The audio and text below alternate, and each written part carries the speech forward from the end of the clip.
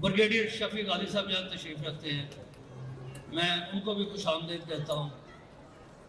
कासम शाह साहब अपनी जो तबलीग कर रहे हैं, सब अपना अपना हिस्सा डाल रहे हैं।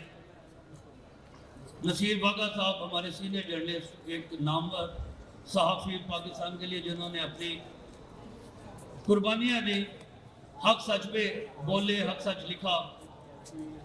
जवाब साहब बैठे हैं, वो भी कोशिश कर रहे हैं कि पाकिस्तान सही सिमत पर चल पड़े। चौधरी मेहताब साहब हमारे दोस्त, एक मारूफ बिजनेसमैन भी है, तहरीक इंसाफ से उनका तल्लक है, मैं उन्हें भी खुश आमदीद कहता हूँ। खलील रहमान कमर साहब तशरीफ रखते हैं। और यहाँ जो अहम दोस्त हैं, कामरान बरार साहब हमारे सीनियर सहाफ़ी, फारूक भट्टी साहब यहाँ तशरीफ रखते हैं। सॉरी यार, ये सब एक फूलों का गुलदस्ता है।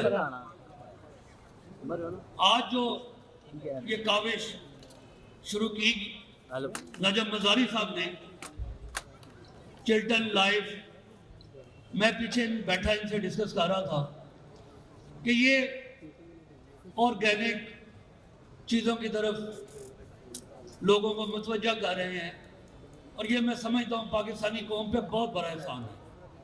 ये बाजू हैं, और आज की तकरीब में इनके आने का बहुत बहुत शुक्रिया।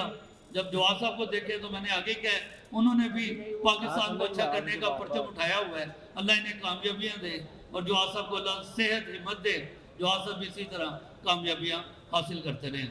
आखिर में मैं नबी करीम सल्लल्लाहु अलैहि वसल्लम की एक हदीस कि लोगों की तरफ मुस्कुरा के देखना, अंधे को रास्ता दिखाना, रास्ते से पत्थर हटाना, नेकी की बात करना सदका है।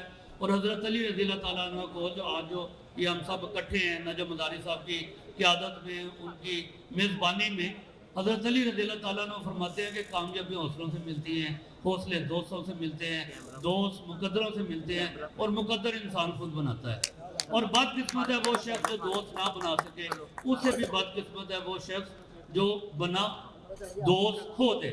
और मेरा किस्सा बहुत मुख्तसर था, मेरा दर्द भी लाजवाब था। कासिम अली शाह साहब, मेरा किस्सा बहुत मुख्तसर था, मेरा दर्द भी लाजवाब था। मैं दुखों से भरी किताब हूँ, मुझे सोच समझ के पर जरा, मुझे समझ ना सका वो भी जिसे नफ्सियात पे कमाल था। बहुत बहुत शुक्रिया।